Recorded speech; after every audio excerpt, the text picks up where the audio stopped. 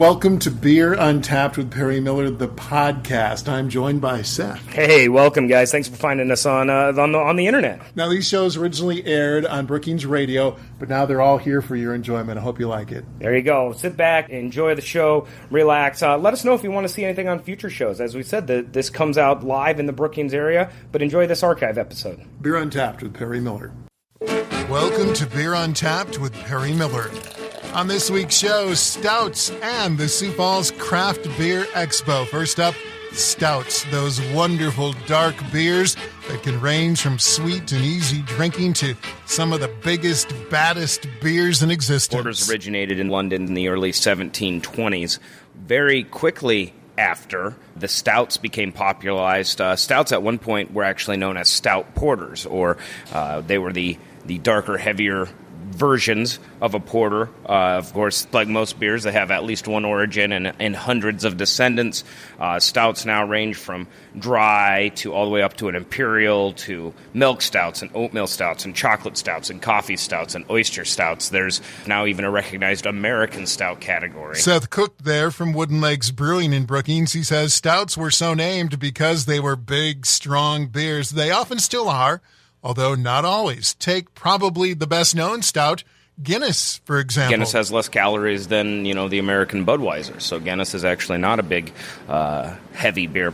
I think that perpetuates from the dark beer myth. I don't know if that's a thing yet, but we're going to label it the dark beer myth, and that's the fact that a beer that if it's dark in color, obviously the myth is that that's going to be higher in alcohol and higher in calories and thick and syrup. And of course, there is always the possibility that it could be, but just because a beer's dark certainly doesn't mean that it's any of those things. Many stouts are rich with chocolate and coffee flavors and unbelievably complex, which brings us to a favorite for Seth and me, the Imperial Stout. Brewed with even extra intensity. And it's a beer that is actually made to age. Recently, a lot of brewers have been aging them in whiskey barrels, and of course the high ABV of the stout with the complexity of the whiskey it makes for a fantastic drink.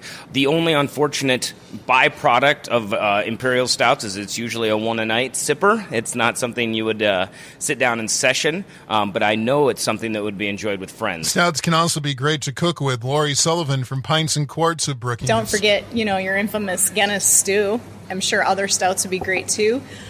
We've had an individual do some cakes and put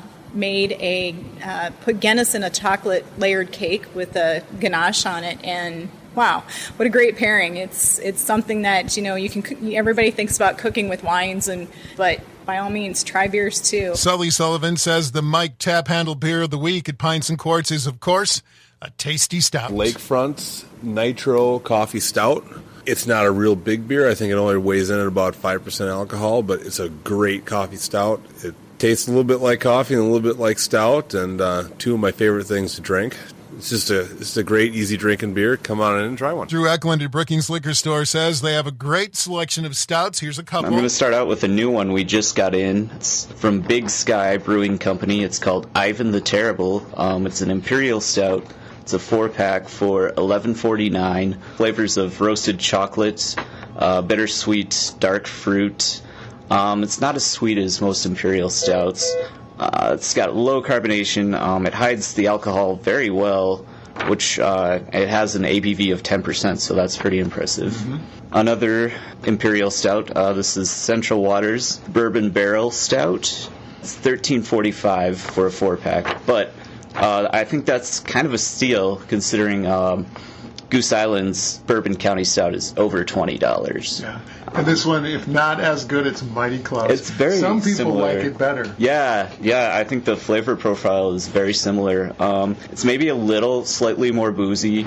And a little less sweet, I think, than Bourbon County. That's the main thing I've noticed. And the Central Water Stout is available year-round, unlike Bourbon County brand stout. Speaking of Goose Island Bourbon County Stout, we're going to start keeping a list starting right now. I have no idea how much we're going to get in, but it's very limited and will sell out immediately, so get your name on the list. When Beer Untapped continues, the Sioux Falls Craft Beer Expo. Guinness every day.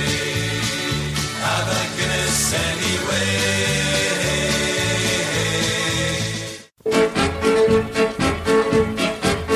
Welcome back to Beer Untapped with Perry Miller. A major beer festival is coming to South Dakota in a few short weeks. The Sioux Falls Craft Beer Expo is set for November 8th at the Sioux Falls Convention Center. Mark Opdahl from the Twin Cities is co-owner of Chop Liver, promoters of a number of beer fests across Minnesota the past 7 years, and he decided it was time to bring an event to Sioux Falls. I've been watching the Sioux Falls market very closely. My parents actually moved down there about 7 years ago when I was first starting the Beer Fest company, and watching them come from a middle-sized town in middle America, their beer scene wasn't there yet. And in 6-7 years, the beer scene has not only caught up to the Twin Cities, but I can honestly say in some areas that's even stronger. Opdahl says the major difference with the Chop Liver Festival is they really pay attention to the details, including music. Live music's huge. It captivates your audience in a different way. It really draws them in. It's more fun. It's bringing that festival size mentality to just a small room where you've got a bunch of great breweries along with that great music. And then the real kicker, I think, at least for our events, is education. For me, the education's always been what got me into this industry. And so our education seminars are always is the best they can be. We always have a brewers panel where Seth here from Wooden Legs will be a part of that one. There'll be several other seminars as well. And of course, at the heart of a beer expo, the beer. This one, no different. Dozens of breweries will be represented with unlimited tasting for one price. And Opdahl says there'll be some very special beers. Been fortunate enough to know the fellas from Surly in the Twin Cities for quite some time, since basically they started. And they're great friends of ours, and they do have a couple tricks up their sleeve for the city of Sioux Falls. Hopefully, as a precursor to them actually coming back to Sioux Falls full time with their new brewery opening up, hopefully they're going to be able to supply enough liquid to this state so that you guys can find them on tap all the time. But they've got a couple of tricks up their sleeve for sure. I know Crow Peak's got some fun stuff. The guys down at Westo, Carl down at Westo, I know he's got a couple special treats. We'll be telling you more about the Sioux Falls Craft Beer Expo in a couple of weeks. Again, it's November 8th. Tickets available now. If you want more information, they have a Facebook page and a website, and it should be a great time. That's it for Beer Untapped with Perry Miller for another week. Next time, Brew Day with the local home brewing club, the Brookings Brew Kings. In the meantime, drink local and drink responsibly.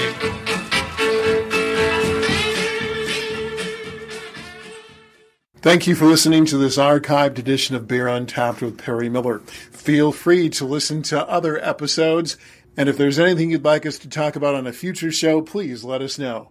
Thanks again.